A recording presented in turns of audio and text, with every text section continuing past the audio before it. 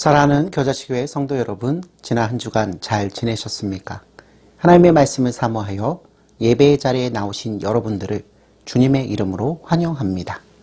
오늘 저와 여러분이 함께 읽고 듣고 나눌 말씀은 요나서 3장 4절로 5절 말씀입니다. 요나서 3장 4절로 5절 말씀은 여러분이 가지고 계신 개역개정판 성경 구약편 1289페이지 즈음에 나와 있습니다. 다 찾으신 줄로 알고 제가 하나님의 말씀을 봉독합니다. 요나가 그 성읍에 들어가서 하루 동안에 다니며 외쳐 이르되 40일이 지나면 니느웨가 무너지리라 하였더니 니느웨 사람들이 하나님을 믿고 금식을 선포하고 높고 낮은 자를 막론하고 굵은 베옷을 입은지라. 아멘.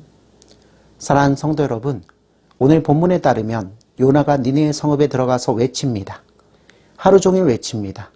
40일이 지나면 니느웨가 무너지리라. 요나는 이 메시지 하나만 외치고 다녔습니다.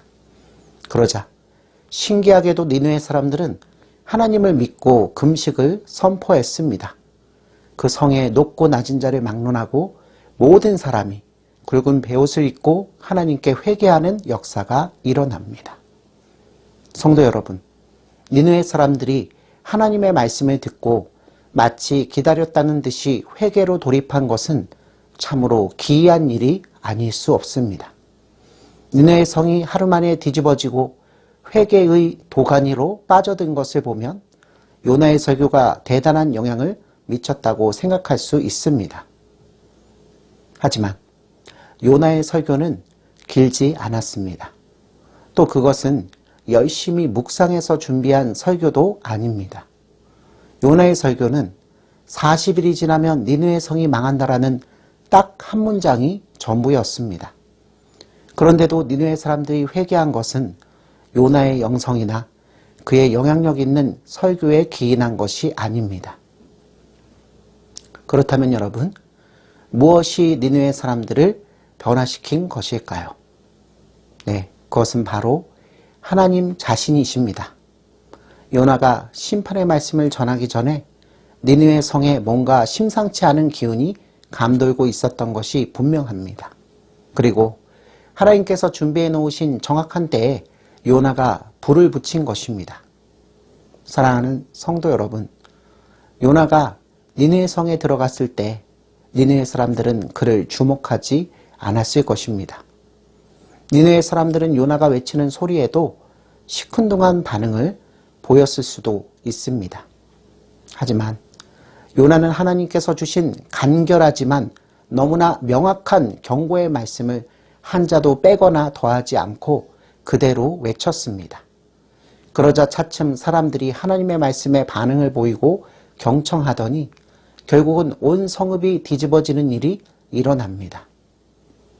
성도 여러분, 이로써 저와 여러분은 한 가지 매우 중요한 교훈을 얻게 됩니다. 그것은 바로 하나님의 종들이 하나님의 말씀을 가감하지 않고 있는 그대로 받아 전할 때 니느웨에서 일어난 것과 같은 엄청난 역사가 일어난다는 점입니다. 여러분, 이런 점에서 하나님의 말씀을 가감하지 않고 있는 그대로 받아서 전달하는 것은 매우 중요합니다. 에덴 동산에서 하나님께서는 선악을 알게 하는 나무의 열매는 먹지 말라. 내가 반드시 먹는 날에는 죽으리라. 이렇게 말씀하셨습니다. 그런데 여러분, 사탄은 죽을까 하노라, 혹시 죽을지도 몰라, 이런 식으로 하나님의 말씀을 슬쩍 바꾸어 놓습니다. 그리고 이것이야말로 인류의 삶을 망하게 만든 근본적인 원인이라는 사실을 우리는 너무나도 잘 알고 있습니다. 성도 여러분, 저와 여러분이 사는 이 시대에도 하나님의 말씀을 가감 없이 전달해야 하나님의 역사가 현실이 될 것이고 니느웨에서 일어났던 부흥의 역사가 우리 시대에도 분명히 일어나게 될 것입니다. 그러므로 여러분, 이 땅의 모든 말씀의 종들은 하나님의 말씀을 희석시키지 않고 있는 그대로 전하고 저와 여러분은 그 말씀을 그대로 받을 수 있기를 간절히 소망합니다. 요나가 니느웨 사람들에게 전달한 말은 결국 1.1핵의 더함도 감함도 없는 하나님의 말씀입니다. 요나는 하나님의 말씀을 니느웨에 전달하는 역할만 한 것입니다. 사랑하는 성도 여러분, 40일이 지나면 니느웨가 망한다는 이 메시지를 니느웨 성읍에 들어가서 외친다는 것은 사실 자살 행위와 다름이 없었지만 요나는 이를 크게 외치며 다녔습니다. 그리고 요나의 이런 확신에 찬 외침이 니느웨에 큰 반향을 일으킵니다. 정리하자면 요나가 목숨을 걸고 확신 있게 하나님의 말씀을 전하는 것을 보고 니느웨 사람들은 경청하기 시작한 것입니다.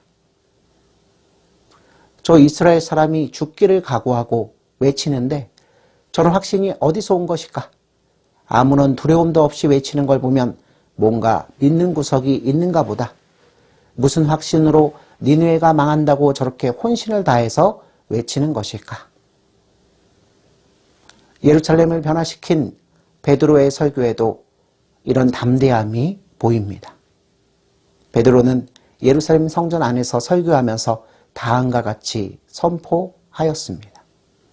그런즉 이스라엘 온 집은 확실히 알지니 너희가 십자가에 못 박은 이 예수를 하나님이 주와 그리스도가 되게 하셨느니라 하니라.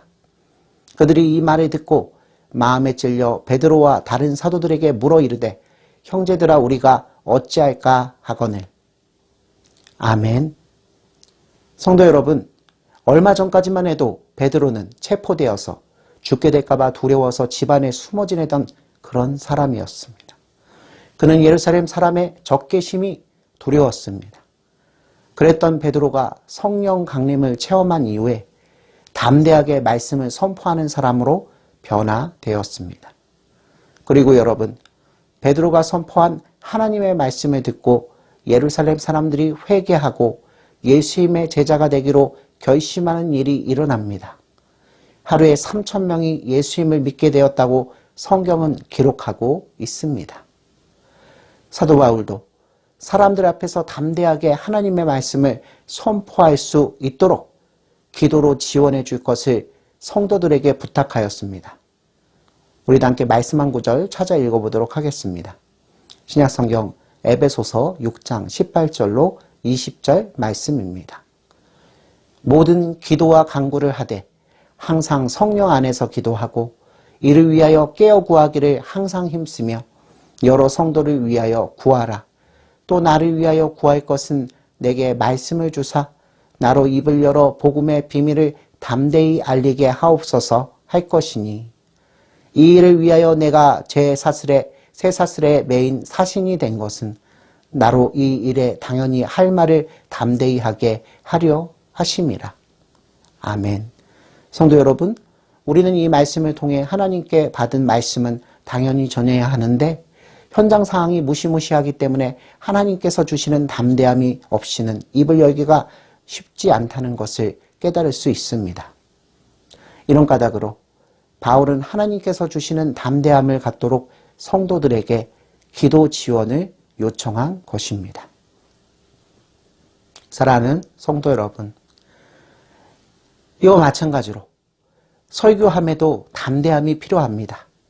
설교의 가장 중요한 요소는 설교하는 사람의 담대함과 확신입니다. 확신이 실리지 않은 설교는 청중의 마음에 확신을 일으킬 수 없습니다. 설교자 자신도 믿지 못하는 내용을 성도가 듣고 믿음의 역사가 일어날 리 만무합니다. 이것이 기본입니다.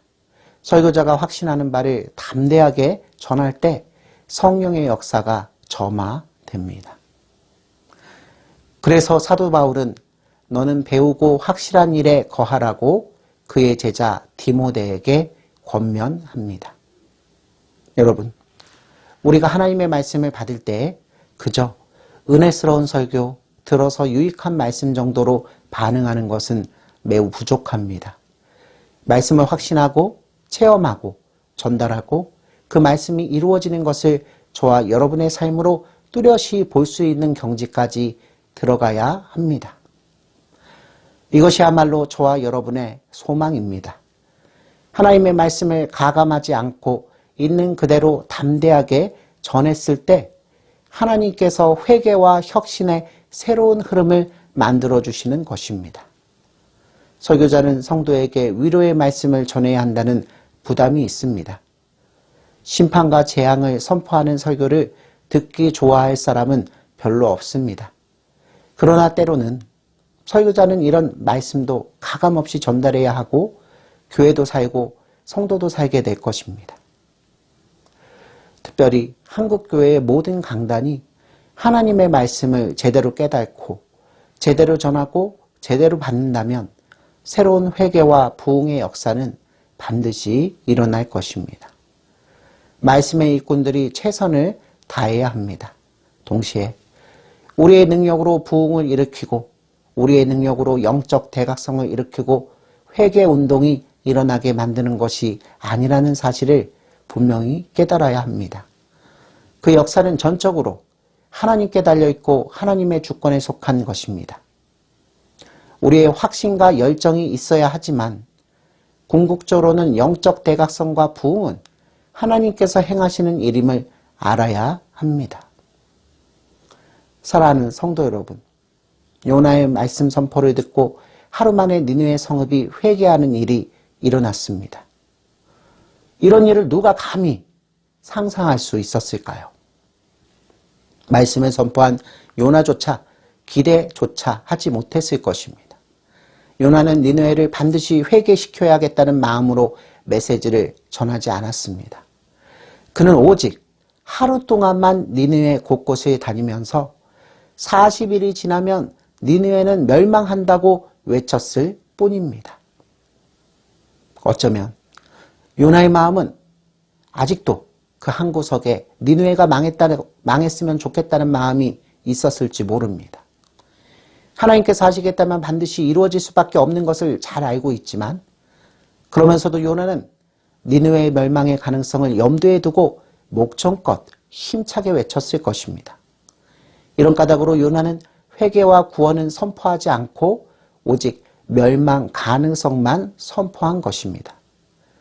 그런데 여러분, 기상천외한 일이 벌어집니다. 요나가 하나님의 말씀을 선포하자 니느웨 사람들이 회개로 돌입한 것입니다. 참으로 신기한 일이 아닐 수 없습니다. 요나는 하나님의 말씀을 전달했을 뿐인데 말씀이 역사한 것입니다. 사람들은 말재간으로 변하지 않습니다. 아름다운 이벤트와 열광적인 공연으로 변하는 것도 아닙니다. 사람들은 말씀에 부딪힐 때 비로소 변화됩니다. 성도 여러분, 구약의 요시야 왕은 어둠의 시대를 개혁한 왕입니다. 요시야 왕의 개혁은 아주 성공적인 개혁으로 역사에 기록되어 있습니다. 그러나 요시야의 개혁은 민족의 역사를 바꾸려는 비전과 열정적인 추진력이 있었기에 성공한 것이 아닙니다. 우리가 잘 아는 것처럼 요시야 왕은 자신이 먼저 말씀 앞에 변화를 체험하고 자신을 재발견하는 것에서 출발했기 때문에 성공할 수 있었습니다. 당시 이스라엘 민족은 하나님의 말씀에 대해 전혀 관심이 없었습니다. 영적으로 매우 어두운 시대였던 것입니다. 그러던 어느 날 요시야가 우연히 성전을 청소하다가 옛 율법책을 발견합니다. 요시야는 신하를 시켜서 그 율법책을 낭독하도록 시킵니다. 요시야는 그 말씀을 듣다가 무릎을 꿇습니다. 그리고 하나님의 말씀으로 돌아갈 것을 선포합니다. 열왕기하 22장 13절 말씀을 제가 읽어보겠습니다. 너희는 가서 나와 백성과 온 유다를 위하여 이 발견한 책의 말씀에 대하여 여호와께 물으라. 우리 조상들이 이 책의 말씀을 듣지 아니하며 이 책에 우리를 위하여 기록된 모든 것을 행하지 아니하였으므로 여호와께서 우리에게 내리신 진노가 크도다. 아멘. 사랑하는 성도 여러분, 저와 여러분도 우리에게 임한 하나님의 말씀을 사람들에게 전해야 합니다. 특별히 우리 그 주변의 사람들을 보고 저렇게 살면 안 되는데 저거는 아닌데 이렇게 생각할 때가 있습니다. 이때 저와 여러분은 그 사람을 위해서 무엇을 해야 합니까? 네, 그렇습니다. 하나님의 말씀을 전해야 하지 않겠습니까? 하지만 괜히 내가 이 말을 했다가 저 사람과 사이가 나빠지지 않을까? 저 사람의 기분을 상하게 하지는 않을까 하는 여러 가지 복잡한 상념 때문에 하나님의 말씀을 전하지 못하는 경우가 있는데 참으로 안타깝고 두려운 일이 아닐 수 없습니다.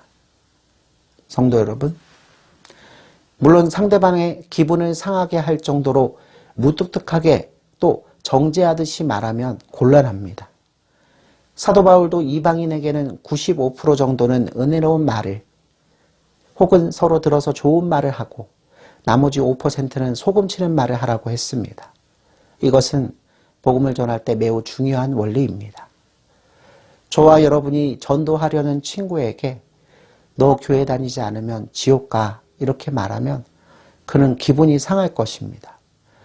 지혜롭고 경우에 맞게 하나님의 말씀을 전해야 합니다. 상대방의 기분을 상하게 하지 않으면서 긴 여운을 남기는 식으로 전하는 것입니다. 말씀을 들은 상대방이 돌아서서 뭔가 마음에 남는 느낌을 받도록 하는 것입니다. 목소리를 높여서 외치는 것만이 선포가 아닙니다. 강단에서 설교하는 것만이 말씀의 선포가 아닙니다.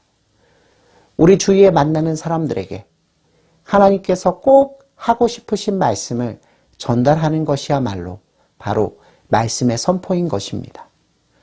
저와 여러분은 가볍게 말씀을 전달하지만 우리 안에 계신 성령 하나님께서는 그 말씀을 통해서 강력하게 역사하시는 것입니다.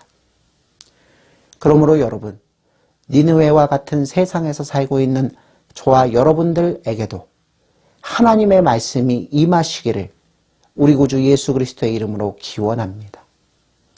삶을 살아가다 보면 니느웨에 하나님의 말씀이 선포되었던 것처럼 우리에게도 하나님의 말씀이 직접 임하면 얼마나 좋을까 이렇게 기대할 때가 있습니다. 그러나 성도 여러분, 요나를 통해 전달된 말씀은 결국 니느웨를 위해서 주신 하나님의 말씀이니 니느웨 사람들의 입장에서는 하나님의 말씀을 직접 받은 것이나 다름이 없습니다. 이것은 저와 여러분에게 매우 중요한 깨달음을 줍니다. 그것은 바로 니느웨가 요나를 통해 하나님의 말씀을 받았던 것처럼 지금 이 순간 우리에게도 하나님의 말씀이 전달되고 있다는 것입니다. 사랑하는 성도 여러분, 지금 이 순간에도 하나님의 말씀이 우리에게 선포되고 있습니다. 하나님의 말씀이 저와 여러분에게 임하면 깨달음이 있게 됩니다. 그리고 우리 안에 조그만 변화가 일어나고 있음을 그 누구보다도 우리 자신이 감지하게 되어 있습니다. 우리의 마음이 조금씩 말씀을 향해서 열리는 것을 느끼게 됩니다. 그리고 우리에게 임한 말씀에 따라서 그러면 어떻게 하지? 어떻게 할까? 이런 고민이 시작됩니다. 이것이 바로 말씀이 임할 때 우리에게 일어나는 현상입니다. 성도 여러분, 말씀이 임할 때 우리는 하나님께 회개해야 합니다. 회개는 하나님 나라를 여는 열쇠입니다. 오늘 본문 말씀 5절은 하나님의 심판의 말씀이 니느웨에 임할 때 니느웨 사람 곧 저들이 하나님을 믿고 금식을 선포하고 높고 낮은 자리를 막론하고 굵은 베옷을 입은지라고 그렇게 기록합니다. 여러분, 이것이 무엇을 뜻합니까? 이것은 니느웨 사람들이 요나의 입술을 통해서 선포된 하나님의 말씀을 듣고 심판하시는 하나님께 자신의 죄를 고백하면서 회개했다는 것입니다. 그런데 여기에서 중요한 것은 니느웨 사람들이 이처럼 즉각적으로 회개한 원인이 하나님께 있다는 점입니다. 많은 학자들은 요나가 니느웨로 가기 전에 이미 벌써 하나님께서 니느웨 사람들의 마음에 사전 작업을 해놓았다고 말합니다. 어떤 학자는 요나가 니느웨로 들어갔을 무렵 그 지역에 지진이 일어났을 것으로 추정하기도 합니다. 또 어떤 학자는 당시에 하늘의 별자리에 심각한 변화가 포착되었을 것이라고 합니다. 항상 별자리를 살피던 사람들이 앞으로 니느웨에 큰 재앙이 일어날 것이라는 공포심과 두려움을 조장했을 것이라고 설명하기도 합니다. 또 어떤 학자는 그 무렵 발생한 역병으로 인해서 니느웨가 망할 가능성이 대두되었고 니느웨 전 주민이 공포에 떨었을 것이라고 추정하기도 합니다. 성도 여러분, 이 모든 것이 충분히 가능한 이야기입니다. 어쨌든 중요한 것은 하나님의 말씀에 대한 니느웨의 즉각적인 반응에는 하나님의 사전 준비 작업이 있었다는 점입니다. 하나님께서는 니느웨에 뭔가 미리 사전 작업을 해놓으신 것이 분명합니다. 요나의 입장에서는 하나님께서 어떤 준비 작업을 해놓으셨는지 알 도리가 없었을 것입니다. 하지만 하나님께서는 요나가 니느웨에 가서 니느웨가 무너질 것이다 이렇게 외치기만 하면 니느웨 사람들의 가슴이 철렁 내려앉을 정도의 상황을 미리 만들어 놓으셨던 것이 분명합니다. 그러므로 오늘 저와 여러분에게 하나님의 말씀이 임하면 우리는 그 말씀 앞에 회개하고 일어나 나와 내 가족과 내 사랑하는 이웃에게 가셔서 그 말씀을 1.1핵도 더하지도 빼지도 마시고 전해야 할 것입니다. 왜냐하면 하나님께서는 이미 그 말씀을 듣는 모든 사람들의 마음이 그 말씀에 즉각적으로 반응할 것을 미리 준비하셨기 때문입니다. 오늘 하루도 이미 하나님께서 그 마음을 부드럽게 만들어 놓으셨음을 우리가 알고 담대한 마음으로 하나님의 말씀, 그 온전한 말씀을 한 자도 빼지도 더하지도 않고 그대로 순전하게 전하는 그 삶을 오늘도 내일도 그리고 우리 죽는 날까지 항상 살아가는 저와 여러분의 삶이 되시기를 주님의 이름으로 축원합니다. 아멘.